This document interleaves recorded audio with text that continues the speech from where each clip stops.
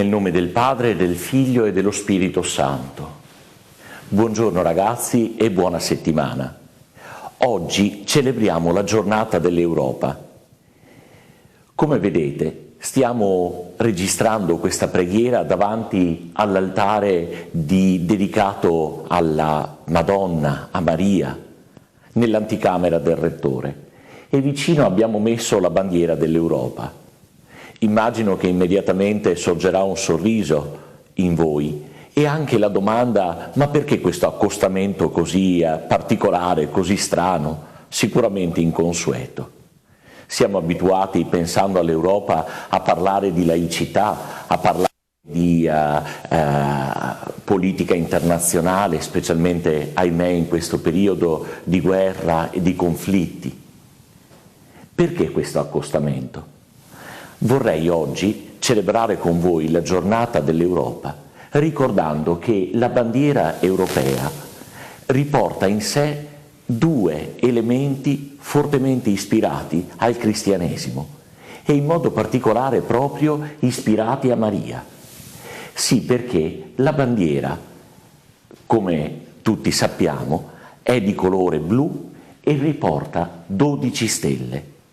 Molti pensano che sia il numero dei paesi che costituivano l'Unione Europea, la comunità europea originaria, ma in realtà sappiamo che non è così, perché erano solo 6 inizialmente. E allora perché?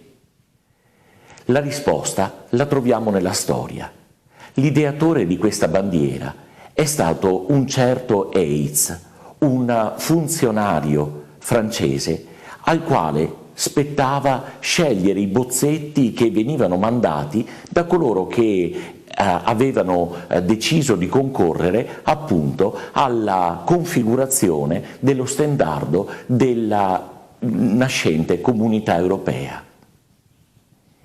Heitz racconta che, trovandosi davanti ad un bozzetto che riportava una bandiera in campo verde con 11 stelle, decise di sua iniziativa di fare un bozzetto e di concorrere anche lui. Questo bozzetto però portava delle variazioni, non più il campo verde ma il campo blu, non più 11 stelle ma 12 stelle. Sappiamo benissimo che il colore blu richiama direttamente a Maria e nella pagina del libro dell'Apocalisse, una delle più famose, l'ultimo libro della Bibbia, troviamo proprio l'immagine di una donna vestita di cielo, coronata di 12 stelle. L'immagine di Maria.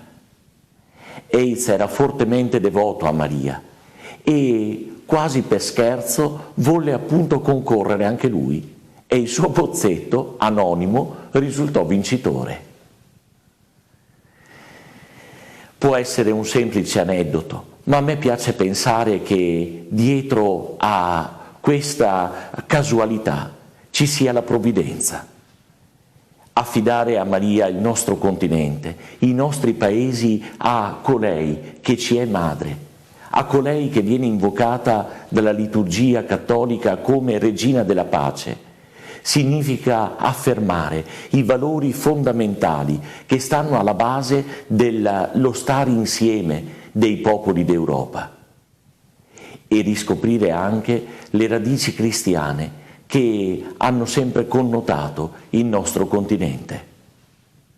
Allora, senza voler fare retrospettive storiche, magari anche da alcuni contestate, vogliamo semplicemente affidarci a colei che invochiamo come madre e ancora una volta insieme dirle: sotto la tua protezione cerchiamo rifugio, Santa Madre di Dio.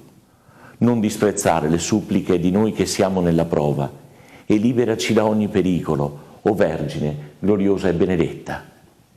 E insieme, pregando in modo particolare per la pace e perché il nostro continente, portatore di così grandi valori, possa contribuire alla causa della pace mondiale, diciamo: Ave o Maria, piena di grazia, il Signore è con te. Tu sei benedetta fra le donne e benedetto il frutto del tuo seno, Gesù. Santa Maria, Madre di Dio, prega per noi peccatori, adesso e nell'ora della nostra morte. Amen.